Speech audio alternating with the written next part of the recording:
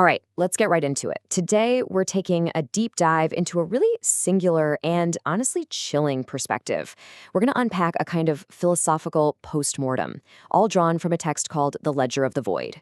And the whole thing is told through the eyes of its author, a figure known only as the Pale Cynic. And right from the jump, the tone is set. I mean, there's no easing into this one. The cynic basically sees all of human effort, everything we build, everything we create, everything we strive for as just a brief, meaningless twitch before a complete and total erasure. So who exactly is this narrator? Well, for this explainer, we're going to see the world entirely through their lens. The Pale Cynic is this completely detached observer who has, for all intents and purposes, already written off existence. This whole thing is their analysis of a story they believe is already finished. And this really gets to the core of the cynic's whole argument, that all our endeavors, especially these huge concepts like self-creation, are really just elaborate shows. It's a theater of diamonds and fur, a beautiful, distracting performance designed to make us all forget about the decay that's hiding just under the surface. Now, this is fascinating, the cynic's idea of the void. It's not just emptiness or nothingness. It's actually presented as an active, final state called the grand stillness. So think of it less like an empty room and more like a powerful force that actively silences all noise and stops all movement for good.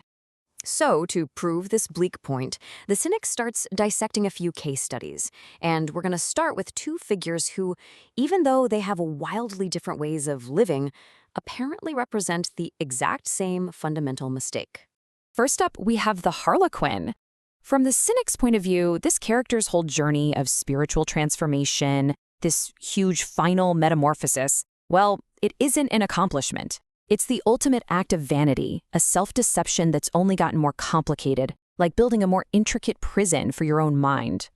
And this metaphor just perfectly illustrates the point. The cynic compares him to a spinning top.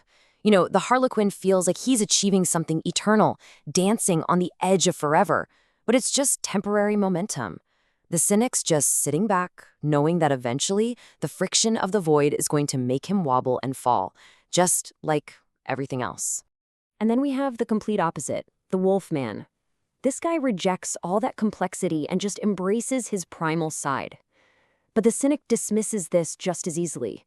He's seen as a relic, a throwback, who confuses the raw physical hunger of his instincts for some kind of deep spiritual truth. So here you see them, side by side. You've got the Harlequin, building this elaborate psychic prison with his intellect, and the Wolfman, following a primal blood bond written in fading ink. One's complex, the other's simple. But for the cynic, they're just two different roads leading to the exact same dead end. But the cynic's analysis doesn't just stop with them. Oh no, there's a new specimen under the microscope, a successor to this legacy of delusion who's referred to only as the new jester. So this new jester, he thinks he's continuing some noble quest. He's carrying this obsidian fruit like it's a symbol of this great inheritance. What he doesn't realize is that the cynic's corrosive influence, which is described as a silver mist, is already starting to cloud his vision.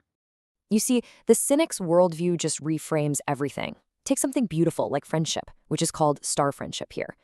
Through the cynic's eyes, this isn't a real connection that helps you overcome being alone. Nope, it's just two lonely people sharing a brief moment of mutual delusion before the darkness closes in.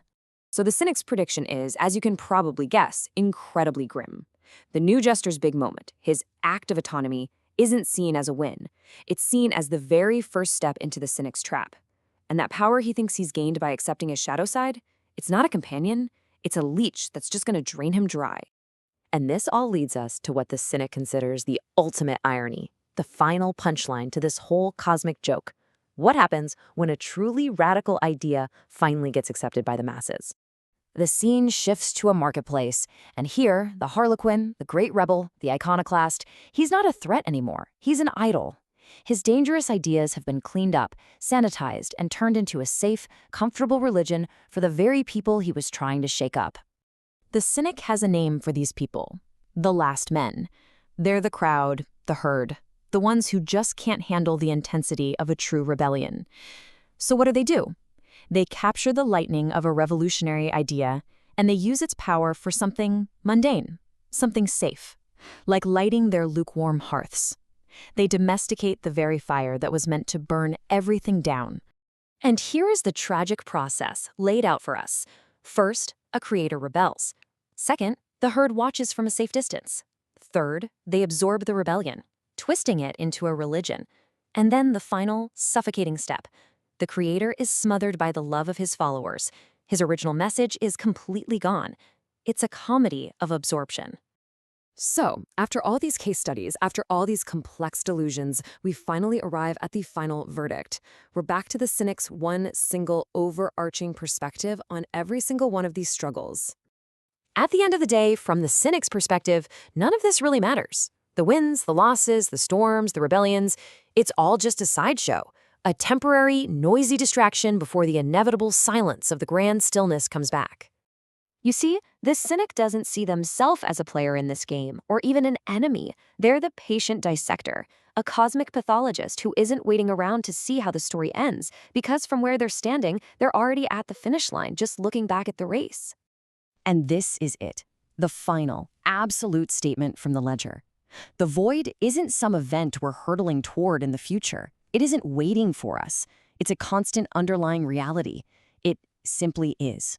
Which leaves us with this final thought. After walking through the Pale Cynic's entire brutal postmortem, you kind of have to ask yourself, if the destination really is fixed, if the endpoint is absolute and unchangeable, does the dance of the spinning top have any value at all? What's the point of the struggle? And that's the question the Cynic just leaves hanging in the air.